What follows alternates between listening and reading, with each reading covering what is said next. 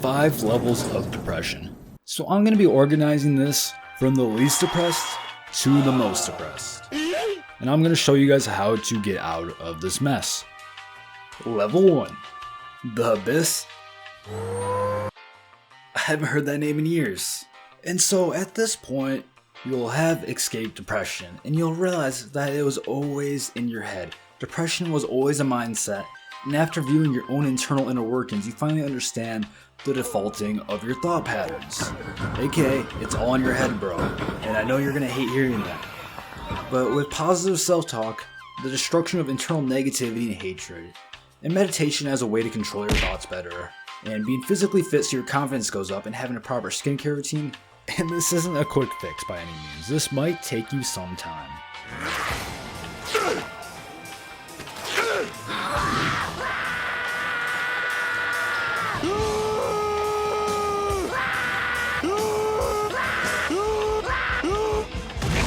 But now on to number 2, Missed Call from the Abyss. I want you to envision depression as a monster you keep in your head. And as you feed it, it shall grow stronger. But if you starve it, it will eventually die. Making the right decisions more often than not is how you starve it to death. Every single time you make the right decision instead of the wrong decision, that monster that is depression slowly starves. And after starving it for long enough, it might as well not be there. And you can do this by shifting your mindset, living healthy instead of living a depressing life. I'm sure a lot of us live a depressing life. It's hard not to nowadays. It's so easy. It's inviting. Working out, getting in nature, having a proper social circle, and being grateful for things. Writing down a gratitude journal, stuff like this. This is the stuff you need to do to be missing calls from your depression.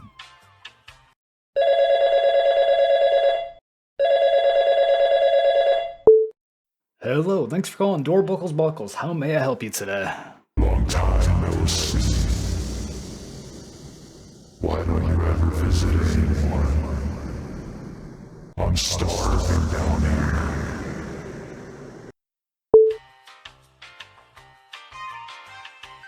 And now on to number 3. When you look into the abyss, and the abyss looks back at you.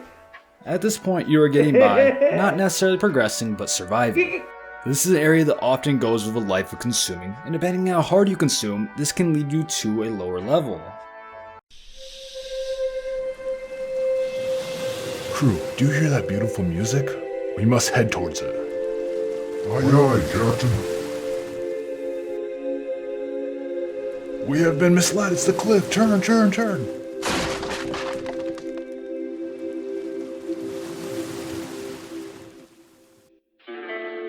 And now on to number 4, hanging on to the edge. The needle that broke the camel's back. At this certain point in depression, anything could step on your hand and make you fall straight into that abyss. It could be a relapse, it could be insult from your family, or a bad event. It could be even an insult from a random stranger online. And these things could send you spiraling down a negative path, straight down the whole hole of the abyss.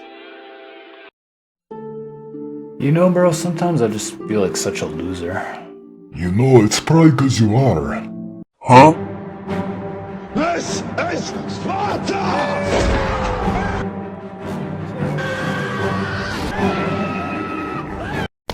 Abyss.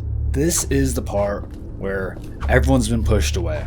People have probably tried reaching out, but you've said no so many times that people stop trying to help. You're probably heavily addicted to drugs, and the survival rate for this is very, very bad. And that's a very scary and sad fact. Because joy isn't found, and honestly, most emotions aren't found at all. It's a very empty and dead inside place to be in. And while it is possible to climb out of this, it's very hard to climb out of this hole because you are so deep into it, and oftentimes you're all alone. And sometimes you almost need some type of divine intervention at this point.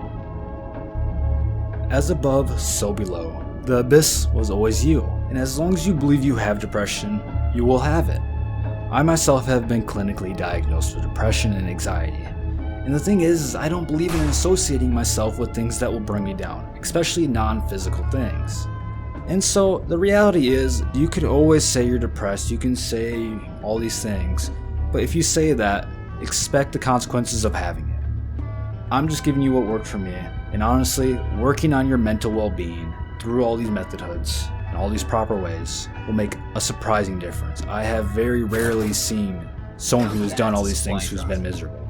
It's not easy, and I get how depression can be a comforting thing. It's comfortable to be depressed because it's in your safety, it's in your comfort zone. It's like a wet blanket, but it's gonna take you a lot of times, and you just gotta keep pushing, bro. And every single time you push, you might get a little bit farther.